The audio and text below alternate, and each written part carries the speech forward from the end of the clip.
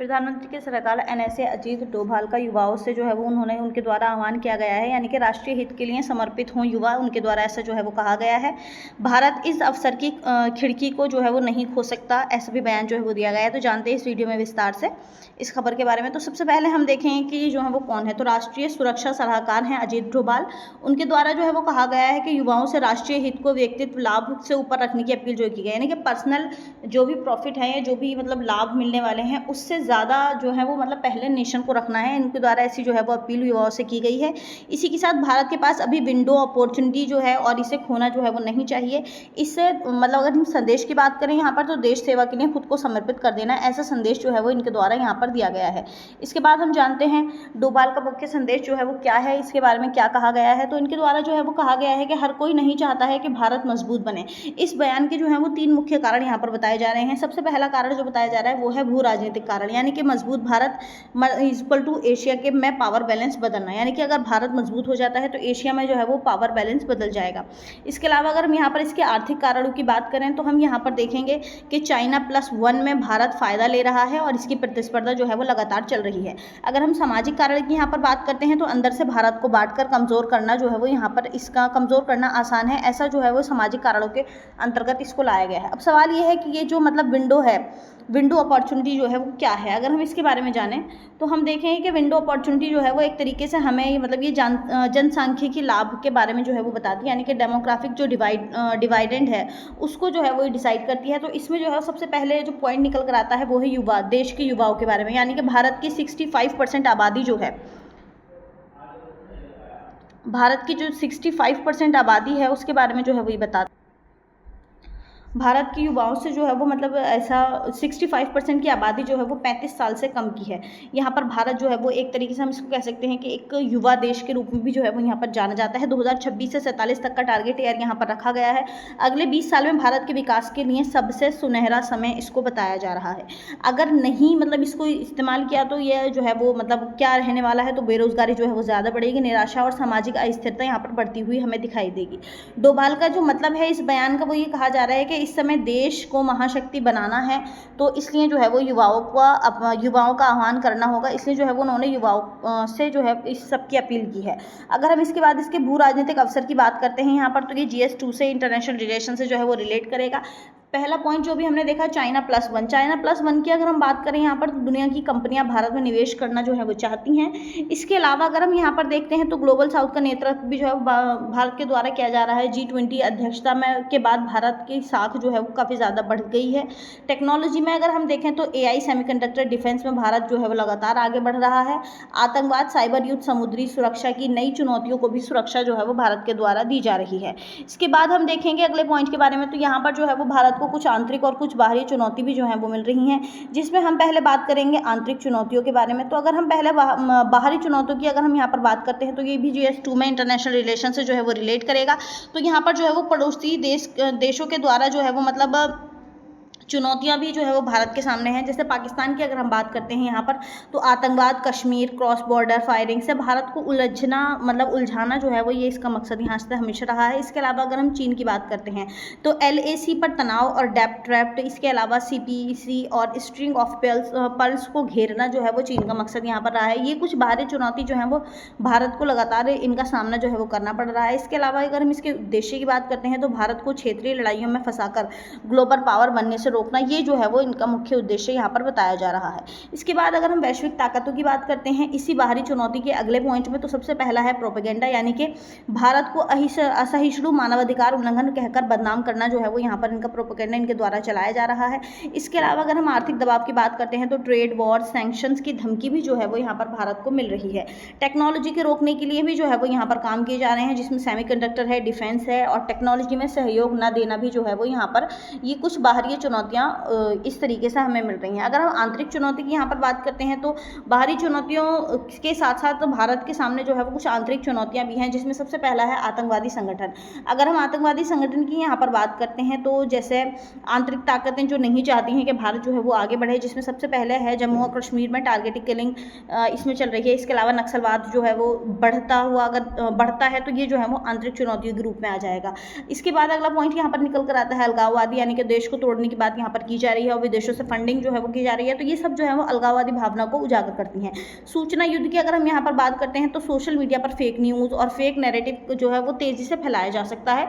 तो ये जो है वो कुछ आंतरिक चुनौतियाँ हैं जिसमें अर्बन नक्सल और जो टुकड़े टुकड़े गैंग है वो डोभाल के शब्द इनको जो है वो दर्शाते हैं। इन सब का जो मतलब तरीका है वो क्या है, अगर हम इसके बारे में जानें तो समाज को बांटना जो है वो इनका मुख्य तरीका यहाँ पर बताया जाता है, यानी कि जाति के आधार पर, धर्म के आधार पर और भाषा के नाम पर जो है वो समाज को बांट देना। इसके अलावा अगर हम यहाँ पर देखें तो युवाओं को भड़काना, यानी कि ये जो युवा पीढ़ी है बहुत जल्दी से जो है वो मतलब भड़क जाती है, देश विरोधी सोच फैलाना भी जो है वो यहाँ पर इसका मुख्य काम बताया जा रहा है। इसके अलावा प्रोजेक्ट निवेश, सड़कों पर हमले के जरिए जो है वो विकास को रोकना भी यहाँ पर मुख्य काम इसका बताया जा रहा है। इसके अलावा अगर हम इसको यूपीएससी पर्सपेक्टिव से देखते हैं तो सवाल ये है कि क्या फिर भी भारत जो है वो कैसे मजबूत बनेगा। अब डोभाल का रोड मैप जो है वो यहाँ पर दिया गया है, इसमें जो है वो कुछ यूपीएससी पर्सपेक्टिव के द्वारा हम देखेंगे किसके सब्जेक्ट से जो है वो रिलेट करेगा। तो सबसे पहले ये आता है इंडियन सोसाइटी में, GS 1 से ये रिलेट करता है, जिसमें मेन पॉइंट बताया जा रहा है युवा शक्ति, यानी कि समाज में बदलाव लाने वाले युवा ही हैं। यानी कि युवा जो हैं वो हमारी जो यूथ पावर है वो इतनी ज़्यादा है कि हम जो है वो उसके ज़रिए सोसाइटी को चेंज कर सकते हैं। इसके अलावा हम बात करते हैं राष्ट्र निर्माण के बारे में, तो राष्ट्र निर्माण के ज़रिए जो है वो हम व्यक्तिगत स्वार्थ से ऊपर उठकर जो है वो सामूहिक हित को देखेंगे, यानी कि इंसान अपना पर्सनल फ़ायदा ना देखकर बल्कि जो सामूहिक फ़ायदा है यानी कि लोगों को फ़ायदा है वो उसके बारे में अगर हम देखेंगे तो इसके ज़रिए जो है वो हमारा राष्ट्र आगे बढ़ेगा, इसको जो है वो निर्माण किया जाएगा। अब सवाल यहाँ पर ये उठ कर आ रहा है कि यह जनसांख्यिकी लाभ को जनसांख्यिकी आपदा बनने से जो है वो कैसे रोका जाए। मुख्य सवाल जो है वो यहाँ पर इस पॉइंट से जो है वो ये निकल कर आ रहा है कि जो जनसांख्यिकी लाभ है और जनसांख्यिकी को आपदा भी जो है वो ये बन सकती है, तो इन दोनों में जो है वो कैसे कंपैटिबिलिटी की जाए। इसके अलावा हम बात करते हैं GS 2 के बारे में, तो यहाँ पर ये रिलेट करेगा पॉलिटी और गवर्नेंस है। यहाँ पर जो मेन पॉइंट बताया जा रहा है वो है नागरिक कर्तव्य, यानी कि फंडामेंटल ड्यूटीज़ भी हम इसको कह सकते हैं। संविधान के अनुच्छेद 51A में जो है वो फंडामेंटल ड्यूटीज़ टोटल हमारी 11 बताई गई हैं, जिसमें देश की रक्षा करना और सेवा करना भी जो है वो उसी में से एक मुख्य बताई जाती है। इसके अलावा हम बात करेंगे राष्ट्रीय एकता के बारे में, तो इसमें जो है ये विविधता में एकता बनाए रखना भी जो है वो राष्ट्रीय एकता के अंतर्गत आ जाएगा। ये भी जो है वो युवाओं का काम, हम कह सकते हैं कि युवाओं पर जो है वो इसकी जिम्मेदारी ज़्यादा है। अब यहाँ पर सरकार की भूमिका जो है वो क्या रहने वाली है, तो युवाओं को स्किल, एजुकेशन और रोजगार देना जो है वो ये सरकार की भूमिका यहाँ पर रहने वाली है। इसके बाद हम बात करते हैं GS 3 के बारे में, तो ये हमारा रिलेट करेगा सिक्योरिटी से। इसमें राष्ट्रीय सुरक्षा भी आ जाती है, यानी कि सिर्फ सेना ही नहीं बल्कि हर नागरिक की जिम्मेदारी है कि अपने राष्ट्र की सुरक्षा के लिए वो आगे रहे और अपने राष्ट्र की सुरक्षा के लिए और उसको आगे बढ़ाने के लिए जो है वो लगातार ऐसे काम करते रहे। इसके अलावा हम बात करेंगे यहाँ पर साइबर सिक्योरिटी के बारे में, यानी कि युवा जो है वो टेक्निकल एक्सपर्ट होते जा रहे हैं और देश की साइबर जो सीमाएं हैं उसको उनके जरिए जो है वो बचाया जा सकता है। अब यहाँ पर अगला पॉइंट निकल कर आ रहा है आंतरिक सुरक्षा, यानी कि कट्टरवाद और अलगाववाद से लड़ना भी जो है वो यहाँ पर एक आंतरिक सुरक्षा के तौर पर इसको मेन पॉइंट्स यहाँ पर बताया जा रहा है। इसके अलावा हम देखेंगे GS 4 के बारे में, ये हमारा रिलेट करता है इथिक्स से, यानी कि नीति शास्त्र से। तो इसमें जो मेन पॉइंट निकल कर आ रहा है वो है निस्वार्थ सेवा, यानी कि अपना स्वार्थ ना सोचकर बल्कि सिर्फ अपने बारे में अपने को जो है वो सेकंड पॉइंट पर रखकर पहले पॉइंट पर जो है वो देश के लोगों को रखना, ये जो है वो एक तरीके से निस्वार्थ सेवा है। नेशन फर्स्ट की भावना जो है वो लोगों के अंदर आनी चाहिए। इसके अलावा कर्तव्य बनाम अधिकार की अगर हम यहाँ पर बात करते हैं तो अधिकार मांगने से पहले कर्तव्य निभाना जो है वो यहाँ पर इसका मुख्य काम बताया जा रहा है। इसके अलावा हम बात करेंगे यहाँ पर आदर्श के बारे में। अगर हम कुछ मतलब आदर्श देखते हैं मॉडल के तौर पर अगर हम देखना चाहें तो हम यहाँ पर देखेंगे भगत सिंह को, अब्दुल कलाम आज़ाद जैसे युवाओं से प्रेरणा जो है वो हम ले सकते हैं। इसके अलावा हम यहाँ पर देखेंगे राष्ट्रभक्ति की भावना, यानी कि लोगों में जो है वो एक तरीके से राष्ट्रभक्ति की भावना जो है वो उजागर होनी चाहिए। इसके अलावा अगर हम यहाँ पर देखें यानी कि आलोचना ठीक है पर देश का विरोध जो है वो नहीं किया जाना चाहिए। अब यहाँ पर जो है वो सवाल ये इस राष्ट्रभक्ति को लेकर सवाल ये भी आता है कि अगर हम हमारी ही चुनी हुई सरकार से सवाल करते हैं तो क्या हम राष्ट्रभक्त नहीं हैं? ये सवाल आप लोगों के लिए है, इसका जवाब कमेंट में जो है वो ज़रूर देकर जाइएगा। इसमें हम देखते हैं कि दुनिया के में कुछ लोग हैं जो चाहते हैं कि भारत जो है वो आगे नहीं बढ़ता हुआ या भारत को आगे बढ़ता हुआ जो है वो नहीं देख सकते, पर हमें जो है वो रुकना नहीं है। ये यहाँ पर जो है वो इसका मेन पॉइंट निकल कर आ रहा है। इसके अलावा अगर हम इसकी सिक्योरिटी में भी देखते हैं तो यहाँ पर हमें कुछ समाधान भी दिए गए हैं जिसमें इंटेलिजेंस प्लस टेक्नोलॉजी में जनता का सहयोग के बारे में जो है वो बताया गया है। अब यहाँ पर सवाल ये है कि युवा जो है वो इन सब में क्या कर सकता है, यानी कि कैसे जो है वो इन सबको ये सारी जो भी प्रॉब्लम्स हैं या फिर जितने भी ये चुनौतियां हैं इन सब का सामना करते हुए युवा कैसे आगे बढ़ सकता है। तो सबसे मेन पॉइंट जो यहाँ पर बताया जा रहा है वो है स्किल इंडिया, यानी कि भारत में जो है वो भारतीय युवाओं को जो है वो एजुकेशन के साथ साथ उनको स्किल भी सिखाना चाहिए, यानी खुद को ग्लोबल मानकों पर तैयार जो है वो करें। इसके अलावा हम स्टार्टअप और इनोवेशन की अगर हम यहाँ पर बात करते हैं तो भारत को टेक्नोलॉजी पावर हाउस जो है वो बनाएं।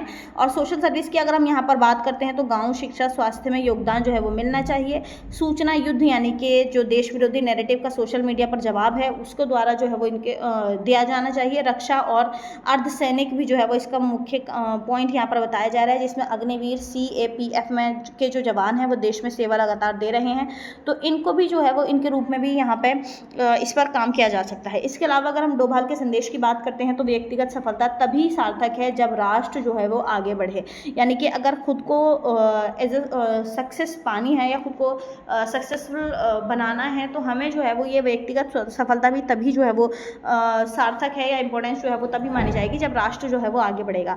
इसके अलावा अगर हम सरकार के काम की यहाँ पर बात करते हैं तो युवाओं को मौका जो है वो सरकार के द्वारा दिया जाना चाहिए। इसी के साथ प्लेटफॉर्म भी जो है वो सरकार द्वारा युवाओं को देना चाहिए। युवाओं के काम की अगर हम यहाँ पर बात करते हैं तो अवसर को चुनौती में बदलना जो है वो यहाँ पर युवाओं का काम होना चाहिए, यानी कि 2047 का विकसित भारत जो अभियान है वो आज के युवाओं का समर्पण से ही जो है वो मुमकिन हो सकता है। तो 2047 का अगर हमें भारत विकसित चाहिए तो आज के युवाओं को जो है वो खुद को समर्पण करना होगा और सरकार को इनके लिए जो है वो मतलब मौका और प्लेटफॉर्म जो है वो सरकार को इनके लिए प्रोवाइड करवाने होंगे। तो आज के लिए इतना ही, मिलते हैं नेक्स्ट वीडियो में, तब तक के लिए बाय, थैंक यू।